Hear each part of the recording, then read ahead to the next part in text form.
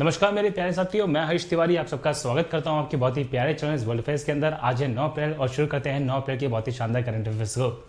साथियों, कल आपसे मैंने क्वेश्चन पूछा था कि अभी यहाँ पे भारत की वो कौन सी राज्य सरकार है जिसने हाल ही में चिरंजीवी स्वास्थ्य बीमा योजना को शुरू किया है। इसका सही आंसर पे राजस्थान। यस, तो राजस्थान ने अभी हाल ही में देखिए अपने नेशनल हेल्थ स्कीम को जारी किया है जिसका नाम है चिरंजीवी स्वास्थ्य बीमा योजना।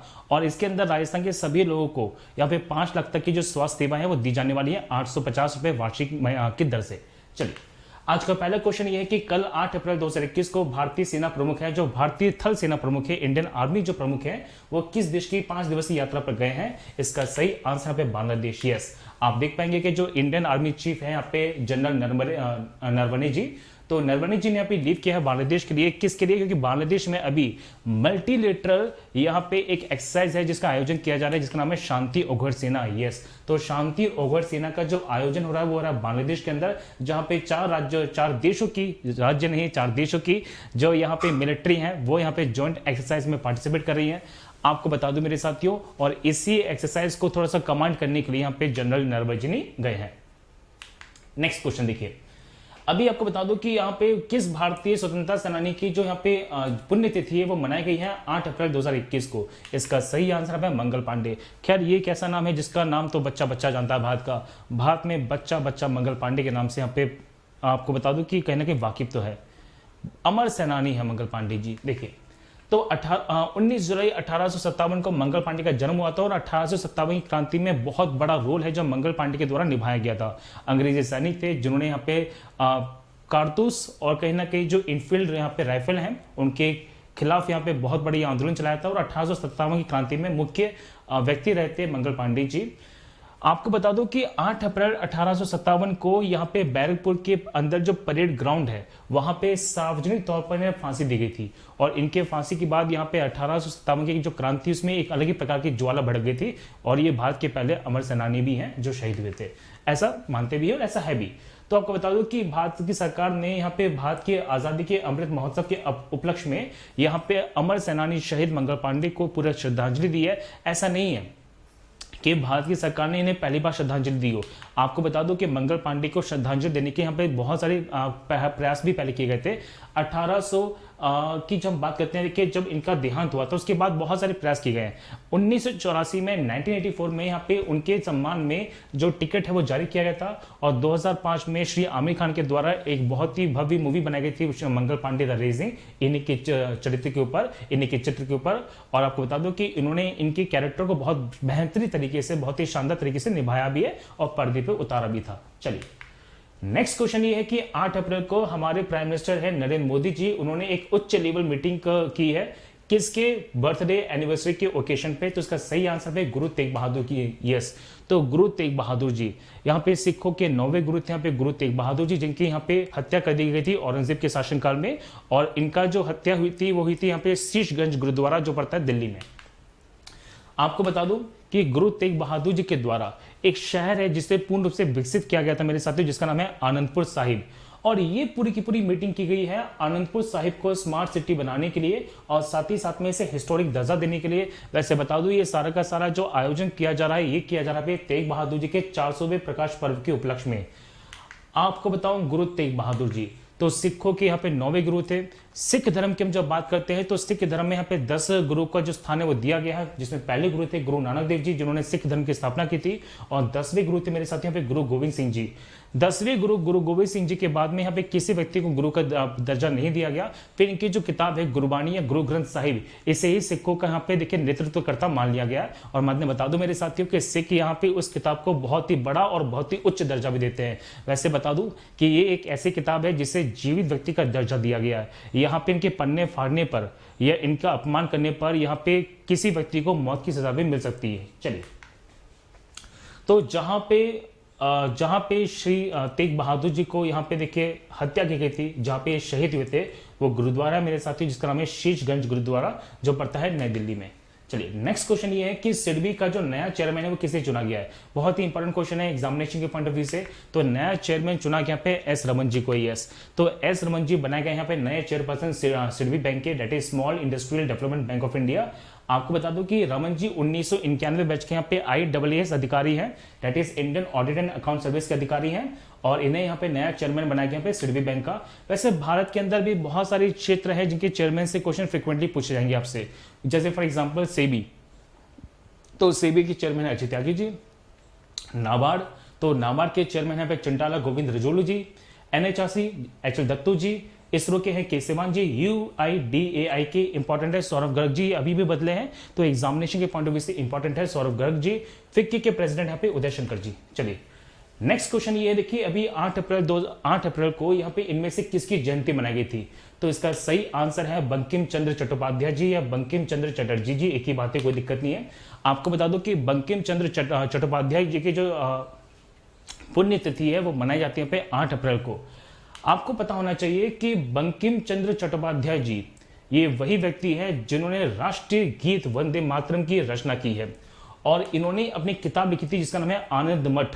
उसी किताब में सबसे पहले इस गीत का वर्णन भी मिलता है। लेकिन मैं बता दूं मेरे साथियों कि बहुत सारे लोगों के द्वारा ये गाया गया था और कहीं ना कहीं फिर बाद में फेमस कर दिया गया। ये बहुत इंपॉर्टेंट क्वेश्चन बन सकता है। तो 128वीं डेथ एनिवर्सरी है जो 8 अप्रैल 2021 होंगे, कल को मनाई गई थी, और इन्होंने ही लिखा है इंडिया का नेशनल सॉन्ग वंदे मातरम। और आपको बता दो कि कलकत्ता में इनका जन्म हुआ था और कलकत्ता में इनका देहांत हुआ था। नेक्स्ट क्वेश्चन ये है कि यहाँ पे सार्थक क्यों, यहाँ पे सार्थक है, देखिए पूरा सार्थक। तो जो सार्थक ऐप है वो किसके द्वारा लॉन्च किया गया है? इंपॉर्टेंट क्वेश्चन मेरे साथियों, आप नाम से ही पहचान सकते हैं। तो ये लॉन्च किया गया पे भारत के केंद्रीय शिक्षा मंत्री यहाँ पे रमेश पोखरियाल जी के द्वारा। यस, तो रमेश पोखरियाल जी निशांक जी भारतीय जो केंद्रीय शिक्षा मंत्री हैं, उन्होंने यहाँ पे एक ऐप लॉन्च किया है जिसका नाम है सार्थक। अब क्वेश्चन बनता है सार्थक का फुल फॉर्म क्या है? आप यहाँ पे देख पाएंगे एग्जामिनेशन के पॉइंट ऑफ व्यू से, that is a student and teachers holistic advancement through quality education. तो ये सारा सारा सार्थक का ऐप है, और इसे लॉन्च किया गया पे आजादी के अमृत महोत्सव के उपलक्ष्य में, और इसे लॉन्च किया पे किसने? भारत के केंद्रीय शिक्षा मंत्री रमेश पोखरियाल जी निशांक जी ने। अब सुनो, ये जो ऐप है ना, ये लाया गया है नेशनल एजुकेशन पॉलिसी को सुधारने के लिए।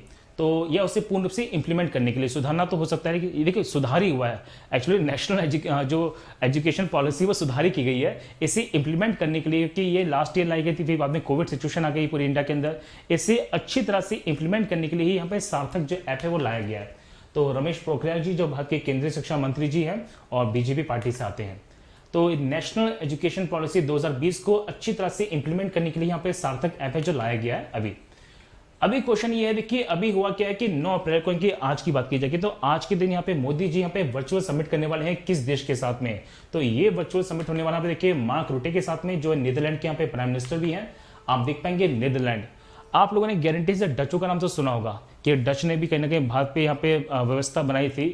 तो यहाँ पे डचों का भी शासन रहा था भारत के अंदर, और ये जो डच है ना मेरे साथियों, ये हॉलैंड और नीदरलैंड का जो एरिया वहीं से आए हैं। तो जो नीदरलैंड है ये एक्चुअली में डच एरिया ही है पूरा का पूरा। सुनो, तो ये आपको बता दूं कि इंडिया और नीदरलैंड के बीच में जो वर्चुअल समिट है वो आज होने वाली है, और जिसमें इंडिया और नीदरलैंड के बीच में जो बायलैटरल टॉक्स हैं उनको बढ़ावा दिया जाएगा।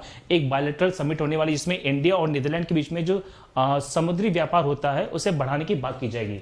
तो आप बता दूं कि यहाँ पे 200 से ज्यादा डच कंपनीज हैं जो प्रेजेंट हैं इंडिया के अंदर, और बहुत बड़ा मार्केट है जो नीदरलैंड इंडिया में बनाता है। नीदरलैंड वर्तमान में तीसरा सबसे बड़ा इन्वेस्टर है इंडिया के अंदर, इससे पहले चौथे स्थान पे था, लेकिन इसकी रैंकिंग बढ़ी है मेरे साथियों, और इस साल इसका इन्वेस्टमेंट में जो रैंकिंग है वो तीसरे स्थान पर है। आप देख पाएंगे कि यूरोपियन कंट्री है नीदरलैंड जो बेल्जियम के ऊपर है, और यहाँ पे बहुत सारे पोर्ट्स भी हैं। जो रोटरडैम का पोर्ट है मेरे साथियों एक नदी किनारे पड़ता है। चलिए आप मुझे कमेंट के अंदर आंसर दीजिएगा कि जो रोटरडैम बंदरगाह है ना, ये वास्तव में एक नदी किनारे भी है, और ये रोटरडैम बहुत ही फेमस शहर है किसी नदी किनारे। वो नदी यहाँ पे एक कोयला नदी भी कही जाती है। आप इसका आंसर मुझे कमेंट सेक्शन में जरूर दीजिएगा। चलिए ठीक है, तो ये नीदरलैंड है।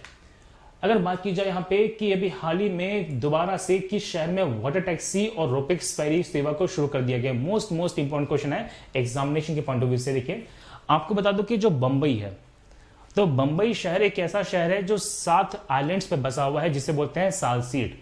और वहीं पर देखिए एक आइलैंड से दूसरे आइलैंड पे जाने के लिए यहाँ पे जो पहले सेवा शुरू की गई थी जिसका नाम था मेरे साथियों यहाँ पे कौन सा, उसका नाम था यहाँ पे देखिए यहाँ पे वाटर टैक्सी और रोपेक्स। तो ये सेवा दोबारा शुरू कर दी गई कहां पे? देखिए मुंबई के अंदर। आपसे एग्जामिनेशन में क्वेश्चंस पूछेंगे और फ्रीक्वेंटली क्वेश्चंस हमेशा पूछे जाते हैं। फ्रिक्वेंटली क्वेश्चन हमेशा पूछे जाते हैं। देखिए, तो बम्बई के अंदर या मुंबई के अंदर ये सेवा दोबारा से शुरू कर दी गई है, जो यहाँ पे मुंबई के बहुत सारे पोर्ट्स को, बहुत सारे क्षेत्रों को आपस में जोड़ने वाली है। मैंने बताया था आपको भी कि बम्बई का जो निर्माण है वो यहाँ पे 7 आइलैंड से मिलकर किया गया है, जिन्हें कंबाइंडली क्या बोलते हैं, साल्सीट बोलते हैं। चलिए, नेक्स्ट क्वेश्चन ये है कि रिसेंटली इंडिया ने साइन किया है एक memorandum of understanding for academic and research cooperation and mutual exchange किस देश के साथ में, तो ये साइन किया पे जापान के साथ में। यस, तो टाइम्स ऑफ इंडिया का पूरा आर्टिकल मेरे पास में हम देख पाएंगे कि इंडिया और जापान ने एक एमओयू साइन किया for the academic and research cooperation. आपको बता दो, ये जो एमओयू है ना, ये साइन किए गए हैं 2 संस्थान के बीच में। तो भारत की तरफ से पे NARL है और जापान की तरफ से पे RIS है।